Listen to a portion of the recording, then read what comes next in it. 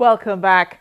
Our feature interview this week is with the Australian High Commissioner to Nigeria, Mr. John Richardson. Nigeria is Australia's second largest trading partner, at least here in Africa.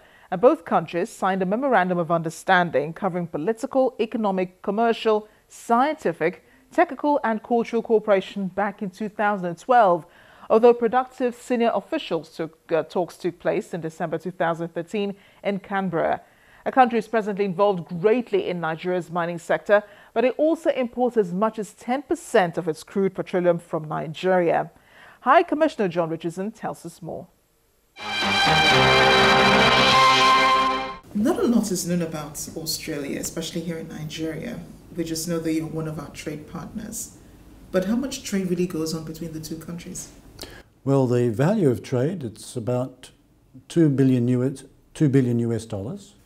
A lot of that is actually exports of Nigerian crude oil to Australia, which have grown quite a lot in the last decade.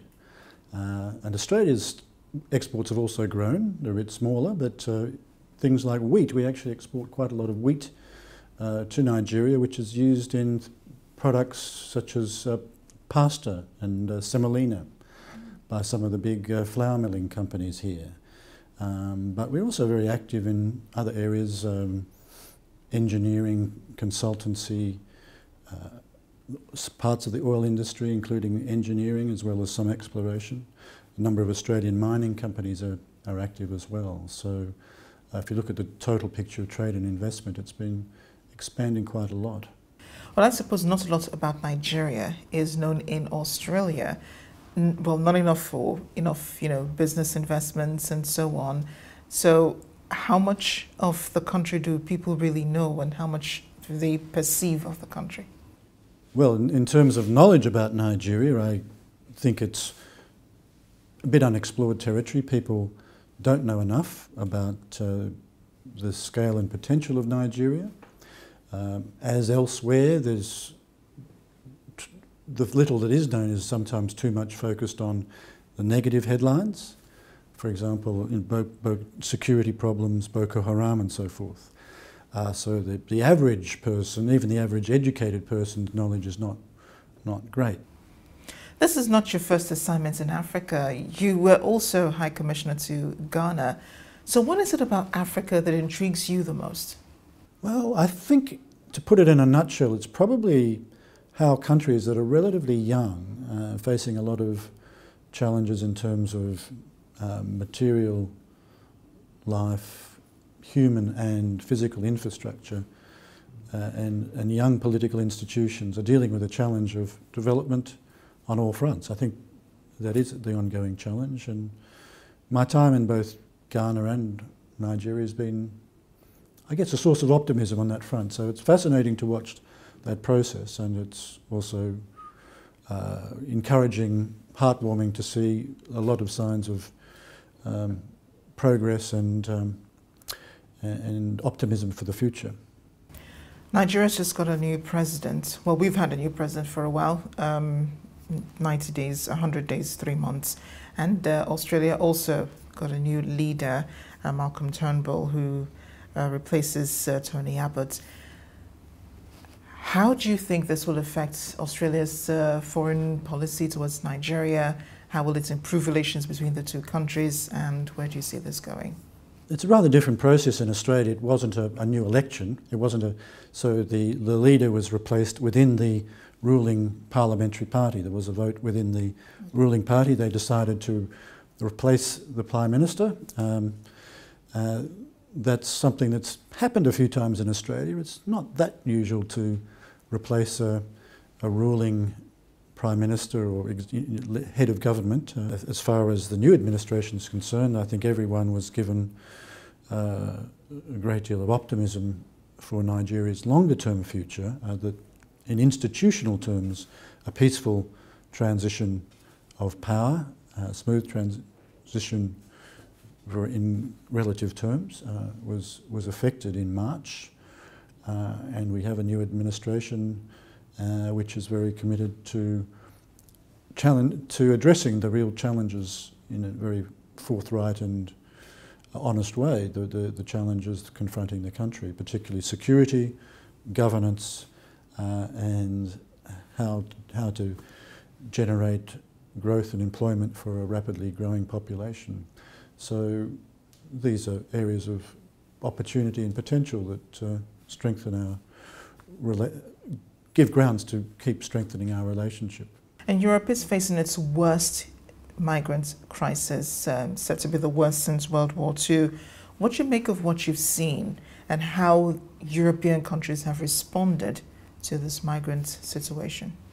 Look, I don't think we would pronounce at this point whether they're doing enough. We're certainly in the same, or going in the same direction ourselves, Australia, which has a considerably smaller population. Are you also accepting migrants? Well, it's saying we obviously we're not affected by having people so close from the crisis in the Middle East, but we do see it as an issue that the conflict there, the underlying roots, is something that we need to address.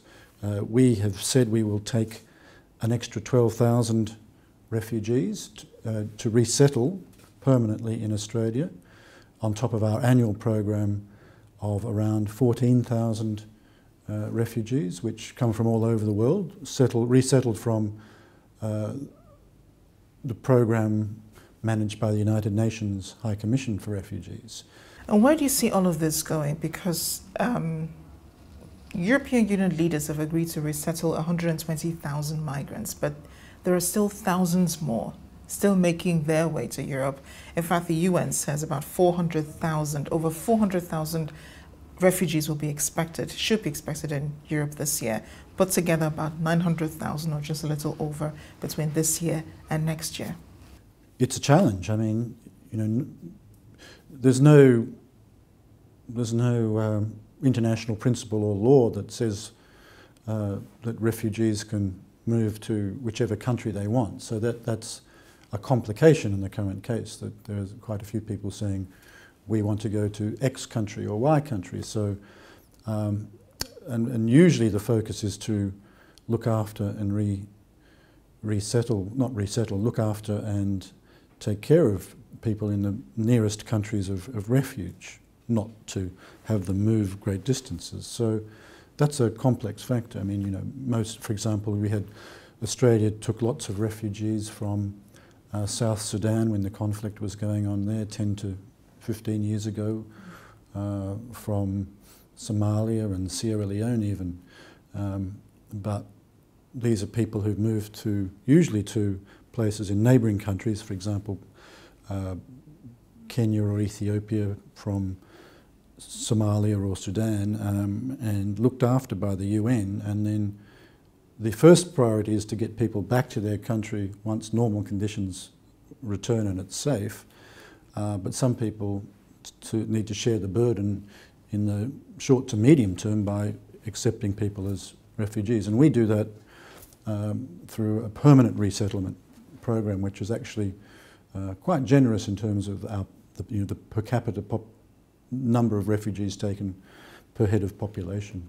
And are you also looking at probably tackling the source of this problem, which is the Islamic insurgency in Syria and in Iraq, where many of these refugees are coming from? Yes, I mean, absolutely. Our government is very focused on that. And although in pure distance we're a relatively long way away from Syria and Iraq, we actually are touched by it to the extent that we've had over 100 Australians said to be engaged, actually fighting with Islamic State, ISIS, those groups in that area. So that's a concern, particularly if those people come back. And we're seeking to play our role as part of the international community. So we're helping to train the Iraqi army in particular.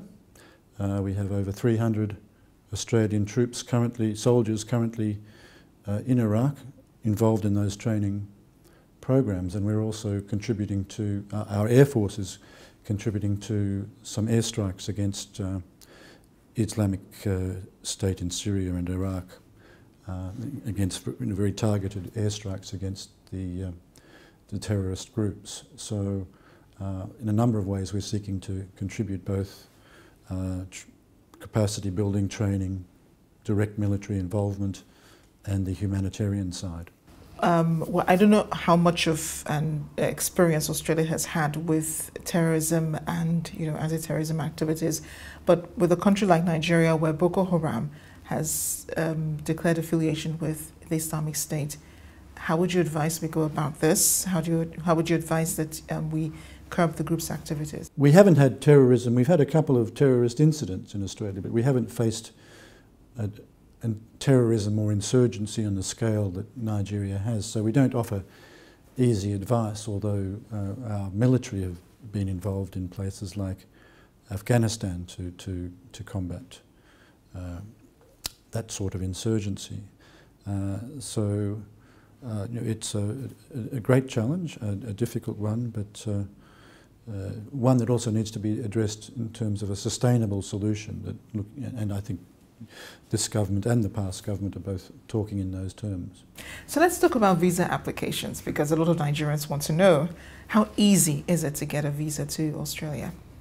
I suppose everyone's got their own perception of what's easy, what's difficult. But as far as visas are concerned, we're certainly encouraging people to come and study, and if they meet the requirements, certain normal procedures have to be. It takes some time after people have been accepted into university or college. As I said, that number is growing greatly and growing quickly, and I don't see any huge issues there in terms of how student visas are administered, although we're always trying to focus on that to see that it's not an obstacle. It's usually 3 to 4 weeks notice required for a normal thing, so it's not overnight. But if there's emergency or special reasons, then we in principle there can be flexibility, but I think that's a fairly standard sort of period around the world. That's a wrap on the program this week. Don't forget to continue the conversation on our social media platforms. The addresses are showing on your screen. I am Amarachi Ubani. I'll see you next time.